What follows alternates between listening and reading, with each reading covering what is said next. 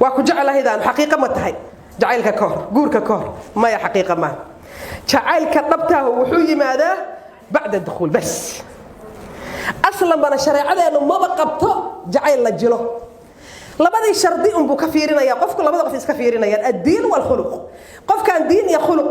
أصلا شريعة أصل محابة وهيبة واحد جعل يسلجرا وشريعة ما بقبان محا أصله نinku inuu yimaado cidda warfi aan hadoo ku maqlay waalidkeed inuu yimaado gabadhiina rabaa ma gabadhanada rabtaa haye waa ku soo ogaanayna gabadhanada juhdi badan baa ku bixinay waxa taan ku soo baarayna laga soo fiiriyo arkaanta islaamka iyo shariicada iyo iimaanka iyo tawxiidka wuxuu ka yaqaano خلاص هدي دينتي سي خلقيسه او توسو gabadhii in loo yiraahdo hooyo alxamdulillah guurna waad gaartay qofkaana waa noo ka soo doontay kufna waa u aragnay oo istakhaarisay insha Allah ta'ala خلاص reerkii saas la isugu dhifo jacaylki markaas kadib ha u bilowdo ilaahay sheegay ya ixtiraamkii iyo halkaas uu ka bilaabanaya laakiin jacayl banaanka lagu soo dhameeyay gudaha la isku lama tago boojo ku dhamaada idan markay guriga isla tagaan ba intii beentayd way isla soo jileen waqtay markii ugu horeysay la isu guriyo waa dirirayaan maxaa kale jacayl ma harin bade intii beentayd oo hore isugu soo sheegeen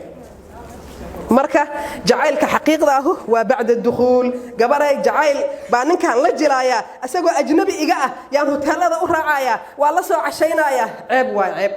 digirta gurigiina ka fiican shawarmada digirta gurigiina ka fiican ayadana ka macaan maxaa yeelay cifadii gurigiina sharaftaadii baad ku cunaysaa tan laakiin sharaf daraad ku cunaysaa teeda kaleeto waxaan maqli jiray xoolo ragad maxay ka xisaabsan yihiin waxba la sheegi jiray kista xabada shawarmada aday ka go'anta macbaha kaaga go'naatay xabada shawarmada waa ka go'antahay maxaa ku galay wax ku galay lama arko idan xabadiisa shawarmada ah $2 oo bajaajka $1 oo telefoonka waxa dhan aday ka jaranta ku xisaabta wiil fiican waa ficlaan ma jirto dabanka maalin la soo galay kistaas buugay ku qorantahay gabar ay ku xisaabtan taas